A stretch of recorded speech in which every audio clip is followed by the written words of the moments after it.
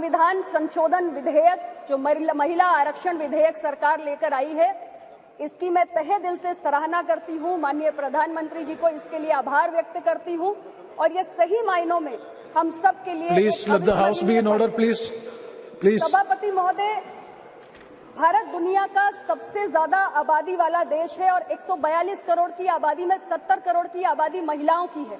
लेकिन बहुत चिंताजनक और दुर्भाग्यपूर्ण है कि आज भी हमारे लोकसभा में जो महिलाओं की भागीदारी है वो महज 14% है और राज्यसभा में केवल 11% है। आरक्षण विधेयक समय की जरूरत है और आज ये बड़े दुख की बात है कि छोटे छोटे देश UAE, Cuba, Rwanda, Mexico, Nicaragua, New Zealand, ये वो देश हैं जिन्होंने 50% तक महिलाओं की भागीदारी अपने डेमोक्रेसी में सुनिश्चित कर ली है। और भारत जो कहता है कि दुनिया के सबसे बड़ा लोकतंत्र है, हम अपने यहाँ 50% की अभी तक भागीदारी सुनिश्चित नहीं कर पाए हैं। तो उस दिशा में ये एक महत्वपूर्ण कदम है।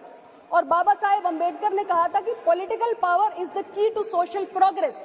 हमने देखा है कि हमने अर्बन लोकल बॉडीज में, पंचायती राज संस्थाओं में जब अपने देश की महिलाओं को भागीदारी दी तो हमारी महिलाओं ने ग्रामीण क्षेत्रों में, शहरी क्षेत्रों में कितना उल्लेखनीय कार्य करके दिखाया है। और जहां तक मोदी जी की सरकार की बात है तो हमारी सरकार विमेन लेड डेवलपमेंट की बात करती है, यानी कि महिलाएं आगे बढ़ के कैसे देश का नेतृत्व करें, इसकी बात हम करते हैं। तो इसलिए जरूरी है कि जो टॉप मोस्ट डिसीजन मेकिंग है हमारे देश के अंदर, हमारे लेजिस्लेटिव प्रोसेस में और हमारे इंस्टीट्यूशंस में हमारी महिलाओं को लाना बेहद जरूरी है। और उस दृष्टि से ये बिल बहुत ही महत्वपूर्ण है। अध्यक्ष जी, ये बिल नया नहीं है, ये बिल पुराना है, इसका इतिहास 27 वर्ष लंबा है। हमने देखा कि 1996 में सबसे पहले एच.डी. देवेगौड़ा जी की सरकार इस बिल को लेकर आई थी और उसके बाद तमाम लोगों ने प्रयास किए, तमाम पार्टीज ने, सरकारों ने। 97, 98, 99, 2003 में वाजपेयी जी की एनडीए की सरकार ने प्रयास किया। 2008 और 2010 में यूपीए की सरकार ने प्रयास किया, लेकिन कोई भी सरकार इसे एक लॉजिकल कंक्लूजन तक ले जाने में सफल नहीं हुई। सभी सरकारों ने विफलता का ही सामने किया। उस दृष्टि से मुझे बहुत प्रसन्नता है कि मोदी जी के नेतृत्व की सरकार जब इस विधेयक को लेकर आई है तो हम इसे सफलता तक, अंजाम तक पहुंचाने का काम इस बार करके दिखाएंगे।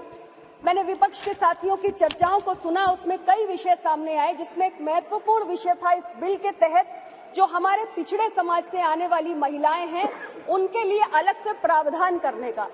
अध्यक्ष जी, ये विषय गंभीर है और ये जो चिंता है वो नाजायज भी नहीं है, इस मांग को गलत भी नहीं ठहराया जा सकता, क्योंकि महिलाओं को अगर हम देखें तो महिलाएं एक जैसा ग्रुप नहीं है, एक होमोजेनस ग्रुप नहीं है।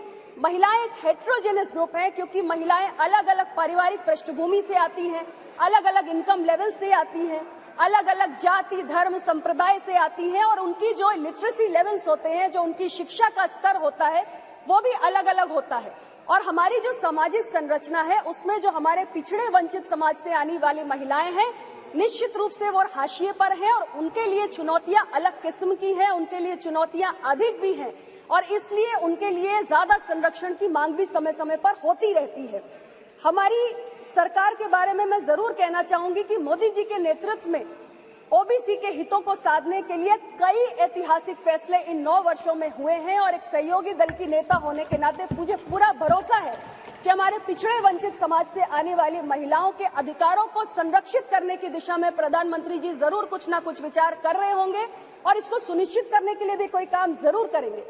जब मैं अपने कांग्रेस के साथियों को सुन रही थी इस विषय को उठाते हुए तो मेरे मन में एक स्वाभाविक जिज्ञासा जागी कि 2008 में आप राज्यसभा के अंदर इस बिल को लेकर आए थे और 2010 में आपने इसको पारित कराया था।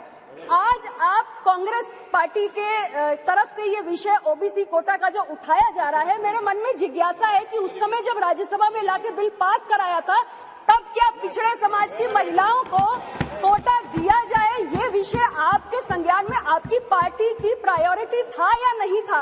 और अगर उस वक्त आपकी पार्टी की प्रायोरिटी नहीं था तो आज जब मोदी जी की सरकार ये बिल लाई है और ये बिल पास होगा क्योंकि संख्या बल इस किस्म का है, तो क्या ये नया ख्याल अभी अभी आया है?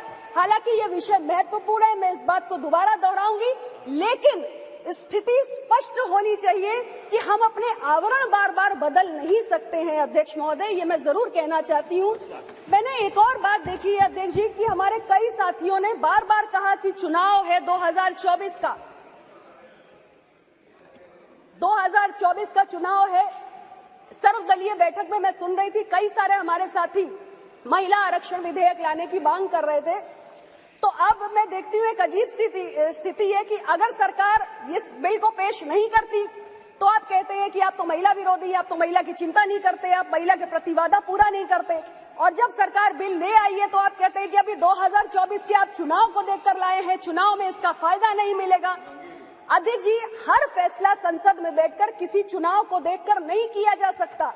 आज हमने एक अच्छी शुरुआत की है, हमने एक अच्छी पहल की है और इसे अगर हमें अंजाम तक पहुंचाना है तो इसकी एक पूरी प्रक्रिया है, उस प्रक्रिया का पालन हमें करना पड़ेगा। हम जानते हैं कि 2011 के आंकड़े हमारे सामने नहीं है। 2001 में हमारी सेंसस हुई, उसके बाद एक लंबे समय तक हमने सेंसस की एक्सरसाइज नहीं करवा पाई है, बीच में कोविड की भी बाधाएं रही। तो हमारे पास जो जनगणना के आंकड़े हैं वो बेहद पुराने हैं और उसके आधार पे हम डिलिमिटेशन नहीं कर सकते, हम एडिशनल सीट्स जनरेट नहीं कर सकते। इसलिए हमें इस संवैधानिक प्रक्रिया का पालन करना पड़ेगा और हमें नए सेंसस एक्सरसाइज के साथ डिलिमिटेशन करते हुए एडिशनल सीट्स क्रिएट करनी होंगी, जिसमें हमारी और जो महिलाएं हैं उनको इसमें आने का मौका मिले। और जो आज हम परेशान हैं कि महज लोकसभा में 14% की हमारी महिलाओं की भागीदारी है, वो बड़े हमारे राज्यों के सदन में भी बढ़े। तो ये चिंता जो आपकी है, ये जो बार बार चुनाव को लेकर, मैं यही आग्रह करूंगी कि मैं देख रही हूं कि एक जो सेंस ऑफ द हाउस है कि सभी लोगों का एक मूड भी है कि यह बिल पारित हो, तो इसमें किंतु परंतु नहीं होना चाहिए।